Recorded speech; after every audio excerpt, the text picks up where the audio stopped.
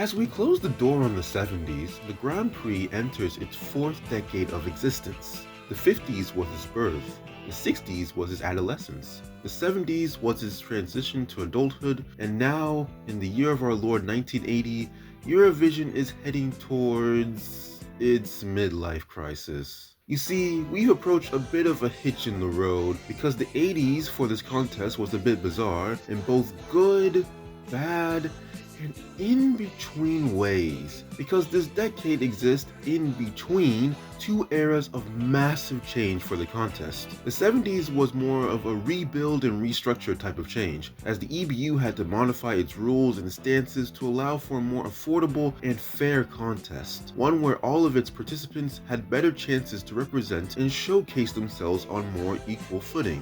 While the 90s were more of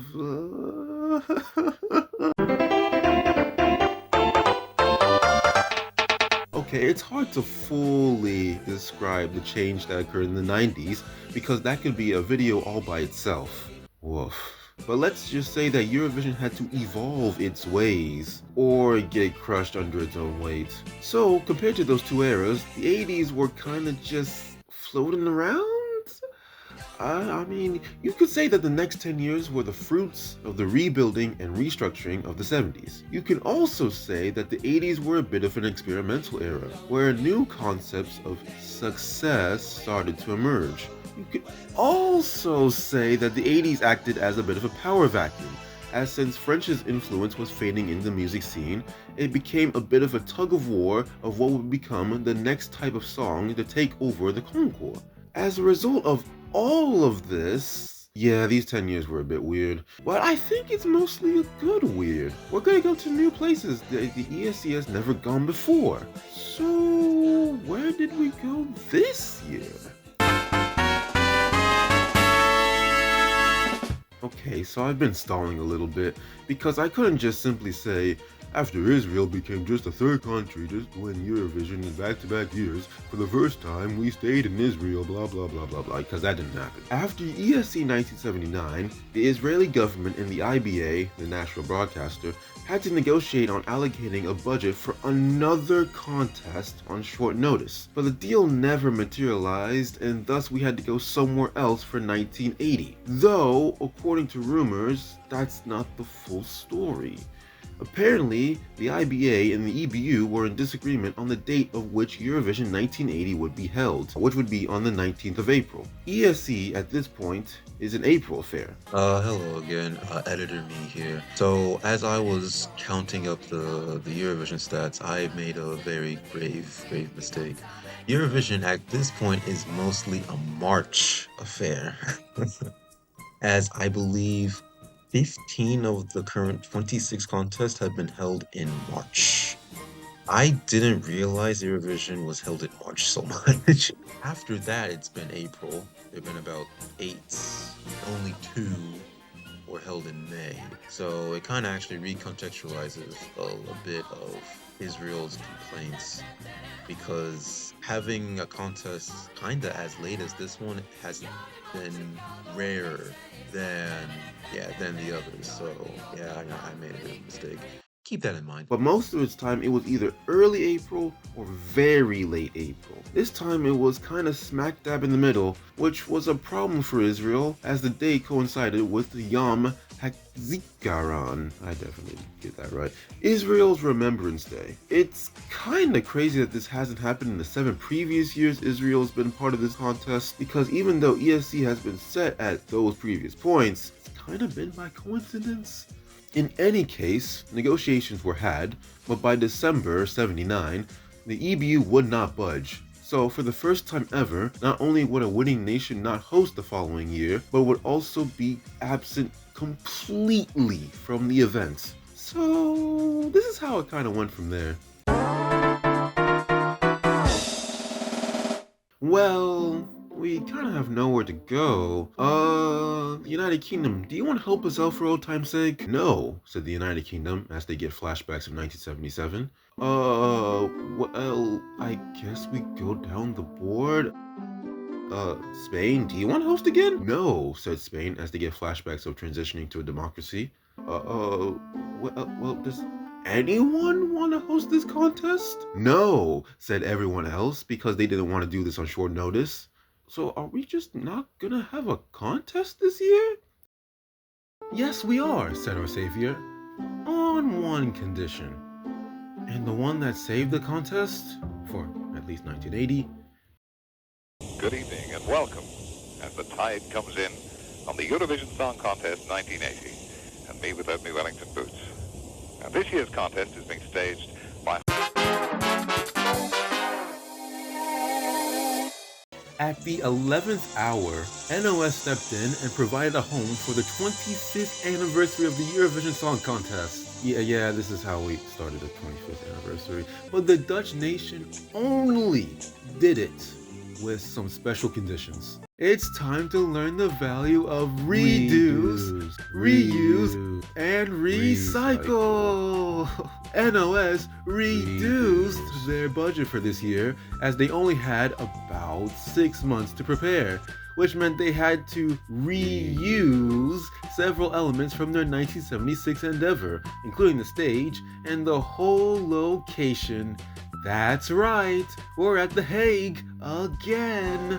We're at the Netherlands Congresgebouw again. And along with their reuse, that also meant they had to recycle previous pieces from 1976 and various warehouses, including the logo, which in itself was a recycled logo from the first time they stepped in to host. We've come full cycle. Honestly, even with all that, you would have a hard time guessing that this event was basically 76 version 2, besides the fact that it looks a bit more washed out than its predecessor. NOS did a great job with the hand they were dealt, and 1980 went off without much of a hitch. So what would be our lineup for ESC's 25th birthday? Well, mostly the usual suspects, minus Israel of course. But taking the place of ESC's first non-European country would be ESC's first African nation in Morocco, represented by RTM. What a birthday gift. Kinda by coincidence. My notes originally say that they were invited because of the occasion, but from what I could glean, the only reason they decided to join this year, when they could have done at any point, is because of Israel not being here. But in addition to Israel leaving, we had another departure from this contest, and this one would be more permanent. We must now hold a moment of silence for Monaco. 5, 4, 3, 2, 1, 0. After a poor result last time in '79, Monaco withdrew, and that would be the last time we would see the microstate in a Eurovision grand final to this day. Unlike with Yugoslavia, I still don't understand why they did it if money wasn't involved. They were like in the top 5 for the previous 5 years prior to this. In any case, Monaco, one of the major parts of old Eurovision, disappeared. You will be missed.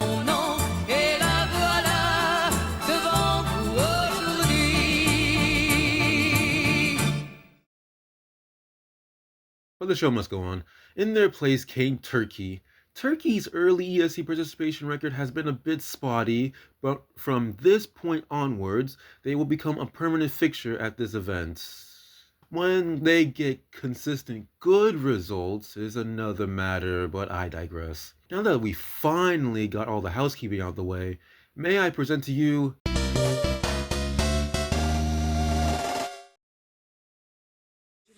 Song 2 comes from Turkey. They're latecomers to this contest. They've only been in a couple of the Eurovisions.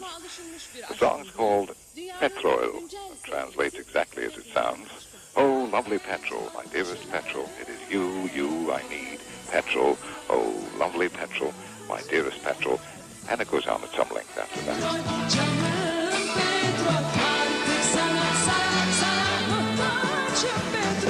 I'm going to start with song 2 this time because the only information I could get about Lou Danube is that dang waltz. Anyways, for Turkey's re-return, they sent Ajida Hakan, who would become one of Turkey's greatest icons, working for over 50 years in the music and film industry. And her song would reference another booming industry at the time, Energy and oil.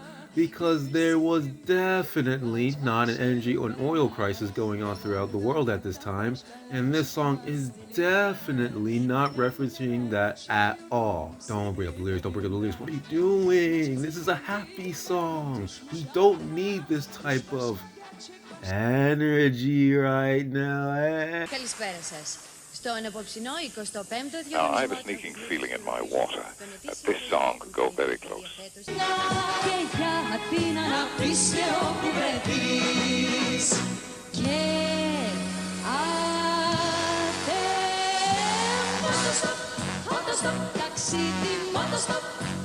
Similarly to Turkey, Greece would also send a future success story in Anna Visi, who was actually born in Cyprus. Here she combined forces with the Epikuri, who, funnily enough, came second to Miss Visi in the national final, accompanying another singer, Kostas Turnas, a name synonymous with Greek rock. So this is a joint effort of 2 entries, which is pretty neat.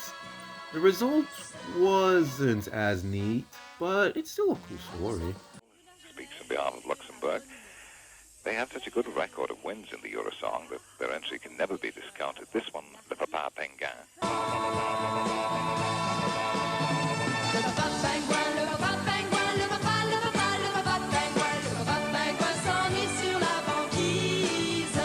Remember how I said that the 80s would be a bit of an experimental era?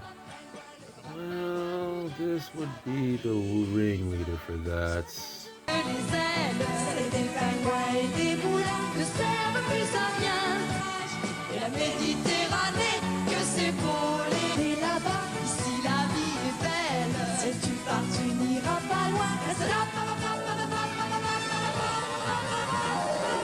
Oh my goodness.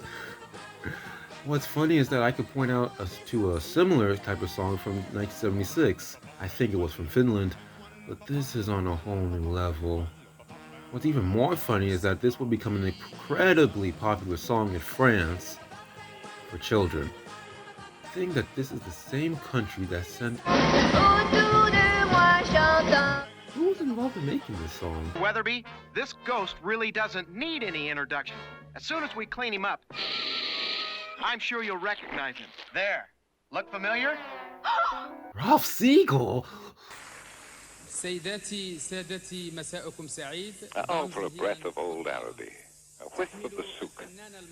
The first Arabic entry into the Eurovision Song Contest. It comes from Morocco, song number 5, and it will be sung.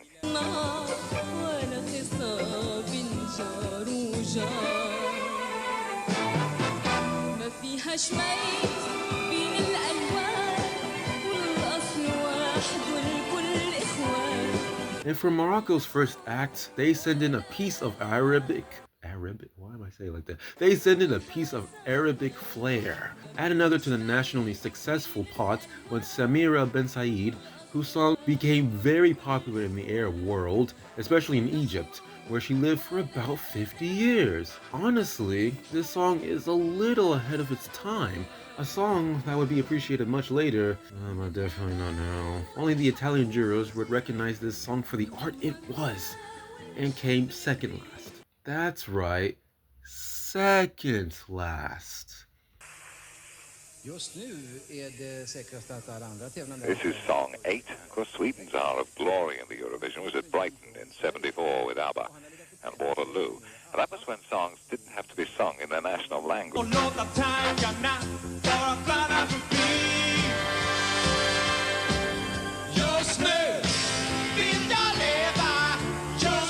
Now onto a song that is high on my list, Just New, or right now, Thomas Ledin, a man who, like with last year's entrant for Sweden, worked with ABBA. He even joined them on the band's 1979 to 1980 tour as a backing vocalist. Now, coming into the 80s, Sweden and the other Nordics have kind of also been just around at this contest ever since ABBA's big win in 74, with results ranging from middling to let's not talk about it. It's obvious that the reintroduction of the language rule has hampered them, but that doesn't keep a good country down. Like with Star Wars, the 80s would be when the Nordic Empire strikes back. For some of them. This is one of the many reasons I love this decade for ESC. The lengths some of these countries go to in order to get noticed. Actually, now to think of it, the 80s is when a bunch of countries strike back. La Suisse, vous connaissez certainement notre petit pays. Switzerland next, song number 9. As I said, we're at 13 with the United Kingdom entry. Switzerland won the very first contest 25 years ago, but they haven't really registered since then. Était belle et le film jamais fini. Cinéma, cinéma, tout le monde pour toi. Okay, 3 things here. 1. In this song, Paola references Peter Pan, which would become the title of another song she sang 2 years later that went to the German national final and got second. 2. Paola represented Switzerland once before in 1969 with the song Bonjour, bonjour, is this John? which got 5th, or 3rd if you, depending on how you want to look at it. And 3, while this song did quite well, it somehow was the 2nd best song tonight, talking about the art of the theater. Here's a cheery chap that's Heikki Harma, keeping us all in stitches all week here. It's song number 10 from Finland. Now, they've never won the contest, and I don't think this is it either.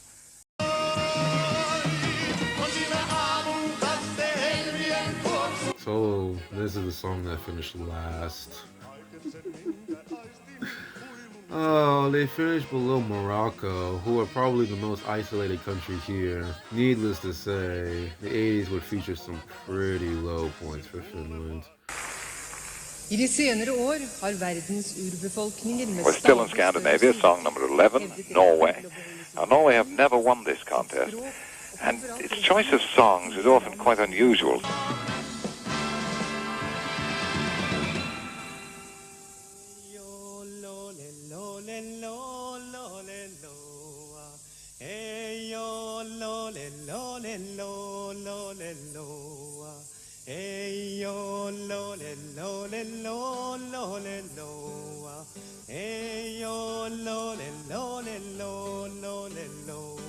It's quite crazy how much I vibe with this song, and it has an intriguing story and message behind it. This is basically a protest song based on the controversy of building a hydroelectric power plant near indigenous territory in Norway. The singer Mathias Heita initially sang the York near the Parliament building as part of the strike, which became the song you are hearing right now. Eurovision as a means to raise awareness on important issues. I can defo get down with that though. Einen schönen guten Abend, meine Damen und Herren. Nice greetings from Germany. Song 12 is Karline Reiber sending the greetings. This entry is quite well fancied by some of the Europeans here, but well, I don't know how to tell from this distance.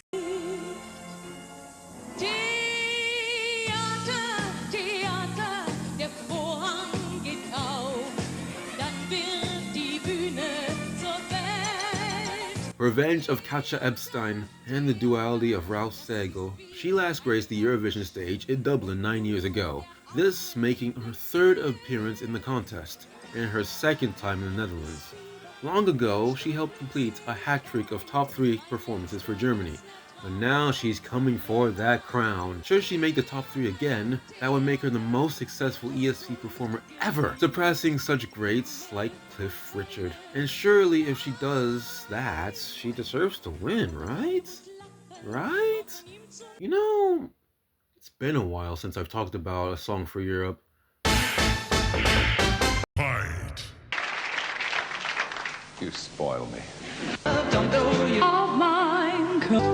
between us, Your rhapsody is a lie. if you're on your own, Trying to do my best. Get free back. That you speaking? Are you speaking without moving your lips? I am indeed, yes, yes. Guys there. The last time I spoke to him on an occasion like this, Right, here we go then. I am indeed, Terry. Here at the television centre, we had a lot of sorting out to do. We had 2 ties and a triple, so... Is that right, Ewan? You're not speaking to me. Well, yes, thank you, Jimmy. It's perfectly all right. Not swept out, Terry. You certainly know how to hurt a person in Wales.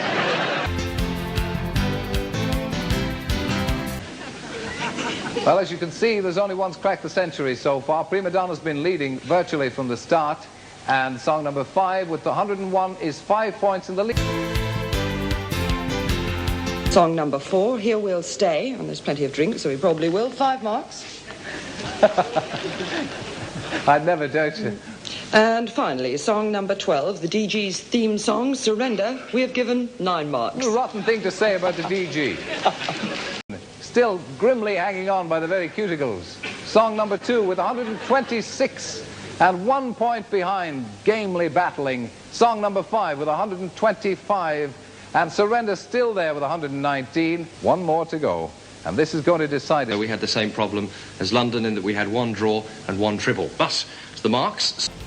Song number 2, Happy Everything, 5 points. 5 points. 5 points to number 2. And this is where it gets interesting. Song number 5, Love Enough for 2, 6 points. 6 points.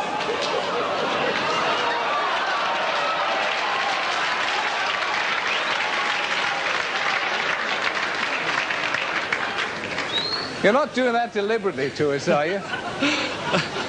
I had nothing to do with it, I promise you. It's to song number 12. Thank you very much, the Manchester jury. Okay. Now, ladies and gentlemen, what happens in the event of a draw, we can't leave it a draw. We can't send 2 singing groups or 2 singers to the Eurovision. Very quickly, we'll have to go round the regions again and ask you to cast... 1, 2, 3, 4. That's it. Song number 2 has our vote, Terry, song here in Aberdeen. Song number 2. I adore Maggie Moon, but our jury has voted for song number 5. That's decided on number 5 here in Plymouth. So... 1, 2, 3, 4, 5. Yes, it's number 2. It's number 2. Right, that's... Well, Terry, we decided after a show of hands that we would have number 5. Number 5, there's 3 twos. An unanimous vote for number 5. Number 5. Yes, after a show of hands, Terry, it's song number 5, Love Is Enough for 2. Well, Terry, we've decided on number 5, Love Enough for 2. Look. Well, I wish we hadn't been partisan about the whole thing, because here in Birmingham we vote 10-1 for our local girl, Maggie Moon. Right, that's Maggie Moon catching up from... Majority of votes here, Terry, for song number 2, Happy Everything. Happy Everything. Right, let's ask the Northern Ireland jury then for a vote on number 2. Unanimous, Terry, for number 2. Number 2. Yes, Terry, here we are. We've had a show of hands, and by a vote of 9-2, it's song number 2. It's song number 2 again. Overwhelmingly, we've voted for number 5. Number 5. Jury number 14, Manchester, it's up to you again. Well, once again, it was very, very close in that it was 5 votes to 6. The 6 going to song number 5, Love Enough for 2. Song number 5. So, how fun. We're represented by Prima Donna, and the whole story is one of success because we have our own national song contest, and we had over 700 entries for that. In fact, things were so close. 'Cause I've got love enough. Yes, I've got love enough. Love enough for 2. This song's alright. Oh, yeah, this song's alright. That's all I can say for now. Voor Maggie McNeil, die al eerder aan het Eurovisie Well, it's Marloes Flutsma again, introducing the home team. 5 songs to go, including this, and this is the favorite for the contest. It's called Amsterdam. The singer is Maggie McNeil, there she is. En die is het telkens weer. In Amsterdam, Amsterdam, is van alles aan de gang. Amsterdam, Amsterdam, bestaat al eeuwenlang. It's fitting. It just fits. Is ballet ooit nog romance soleil? What's It's an Irish announcer, Thelma Mansfield, speaking in Gaelic, Roche Mahogany Gas Pipe. Although Thelma Mansfield is announcing in Gaelic, the song will be sung in English by Johnny Logan. And chorus. He's probably, at least in my opinion, the best singer in the contest. He got a remarkable range. Very good singer. The song is... What's another year? What's another year to someone who's lost everything that he owns? Oh crap, masterpiece here. I mean, one of the most underrated phenomenons of the 70s, beneath the rise of Luxembourg, ABBA, the UK success, and Israel, was Ireland. They started the 70s with a win with Dana, funnily enough, in the Netherlands, and they have not placed outside the top 10 since 1972. That includes this now 4-year run of being inside the top 5. They had a man born to sing, they had a happy man, but how about a man that was both at the same time? Don't think too hard about that. Meet Sean Patrick Michael Sherrod. I love reading Wiki, aka Johnny Logan, with the name coming from the 1954 western Johnny Guitar, with the main character being called Johnny Guitar Logan. Like with Tommy Seebach for Denmark a year before, Mr. Logan would become a main staple of Ireland ESC history. But he does just like a little better than Tommy did. Side note, in reference to Dana, it's interesting that both entries featured the performer on a stool. Lucas was right. It really does rhyme. Mesdemoiselles, Messieurs, bonsoir. Telex est un groupe de musique pop In this, the électronique. 25th annual Eurovision Song Contest, silver anniversary, it's called the song Eurovision, in praise of this grand old institution. It's going to be sung by Group Telex. Les vedettes sont inquiètes, elles se maquillent, fument une cigarette avant d'aller sur la sellette. Eurovision, Eurovision, Eurovision. What better way to end our song selection for the 25th anniversary of Eurovision than with a song about Eurovision? Yes, Belgium sent in a song that would become quite famous for its contents and its intentions. This synth tune, completely different from all the songs before it, is a bit of a parody of the Eurovision nights, singing about how the stars take a good luck toke before going on stage, how everyone that is watching is completely spellbound by the soiree on their TVs, and the like. This song is the first of its kind, technically, spoofing the concours, but it really was the first of its kind in what it wanted to achieve. Telex wanted to finish last. They said it themselves, kind of to prove a point. But the Portuguese juries loved it so much that they gave it 10 points, so it placed third bottom. Okay, so let me get this straight. We have a song that wanted to finish bottom, a song that should have gotten bottom based on history, and Finland, who actually finished bottom. That's incredible, and kind of damning for Finland. Based on a reduce, reuse, recycle model, the Netherlands I'm not doing this bit again. They essentially redid the 76 interval act with Hans van Wildenberg interviewing some of the participants on their experience while the Dutch rhythm steel and show band with the Lee Jackson dancers performed San Fernando. Unfortunately, there's no great prediction by any of them this time. Guess who is going to win tonight? Well, I think the Irish is good, but thank you. Another great thing about the 80s is now that we have the final piece of the voting sequence puzzle. At long last, spokespersons from each country will give the points in point order, 1 through 12, instead of song order, which of course would be the norm up until present day. There are several asterisks attached to that statement, but I'm just gonna move on. And as a nice throwback treat, Marlis would use a different prop phone for each jury. With the 57 phone calling Austria, she receives news that the host received the first 12 points of the night. Pays-Bas, 12 points. Pays-Bas, 12 points. That's a vote for the home team. She gets that same message from her Alexander Graham Bell phone from Turkey. I'm not going to do this for every phone. Greece ended the Netherlands' full mark streak while giving Ireland their first 12 of the night, just for Luxembourg to resume the Dutch train, giving them a sizable lead after 4 juries. Pays-Bas, 12 points. Pays-Bas, There they go again. 12 points. Another 12 points pour les Pays-Bas. Quel dommage.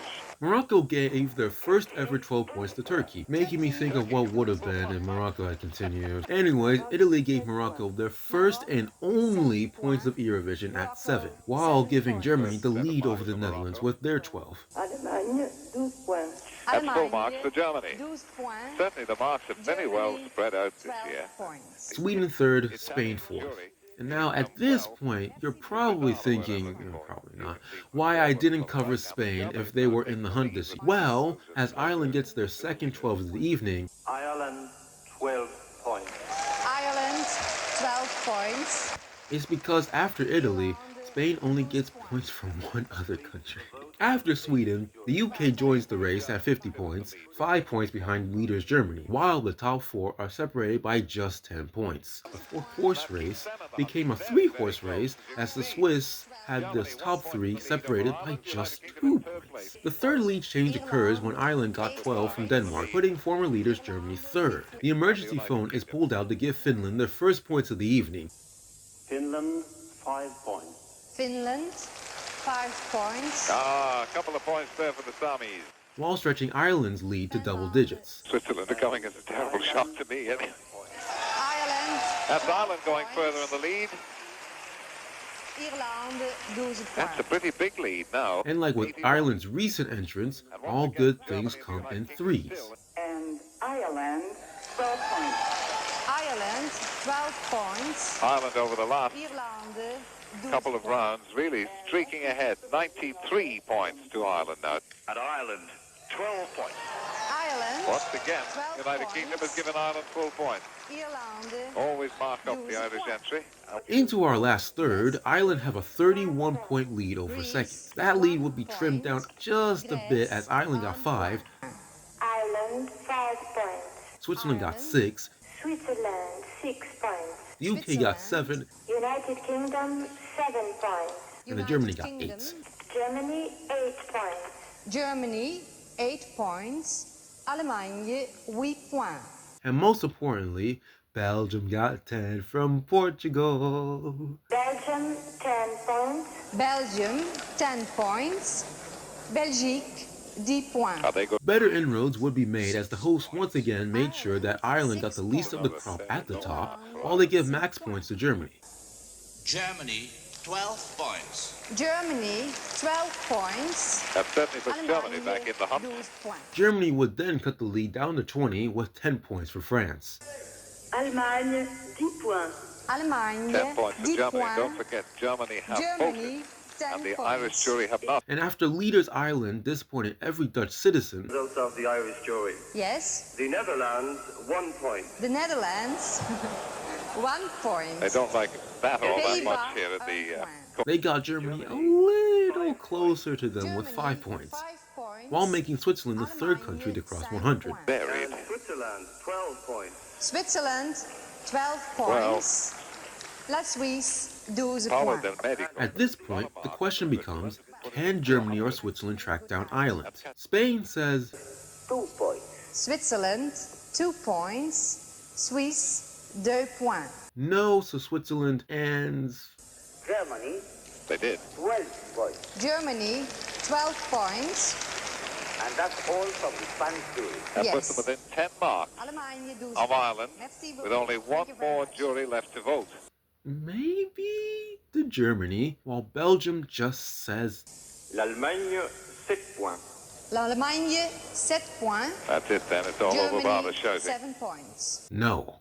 Et l'Irlande, 12 points. That's Irlande, really it now. That means that Ireland has done it. As you can see, there's Johnny Logan kissing Katja Epstein because merci, bonsoir.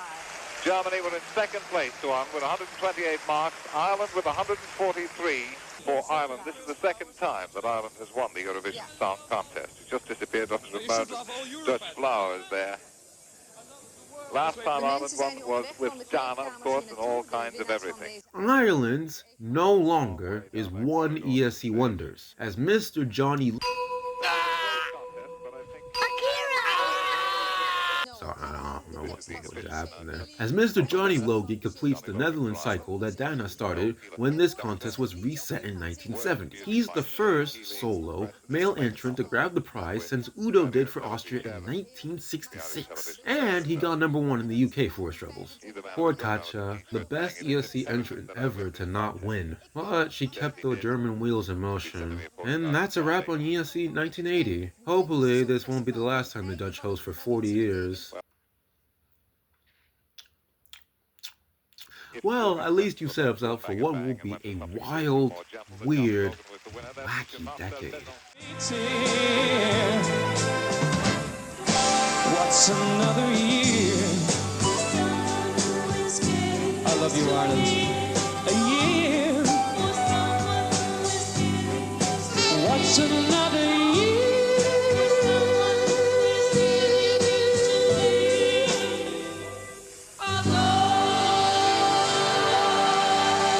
Emotional performance from the winners, Johnny Logan. You can hardly begrudge him that. Best singer in the contest, I would say. Nice romantic song, and all this confusion on the stage now. A lot of flowers being thrown as we come to the end of this, the 25th Eurovision Song Contest.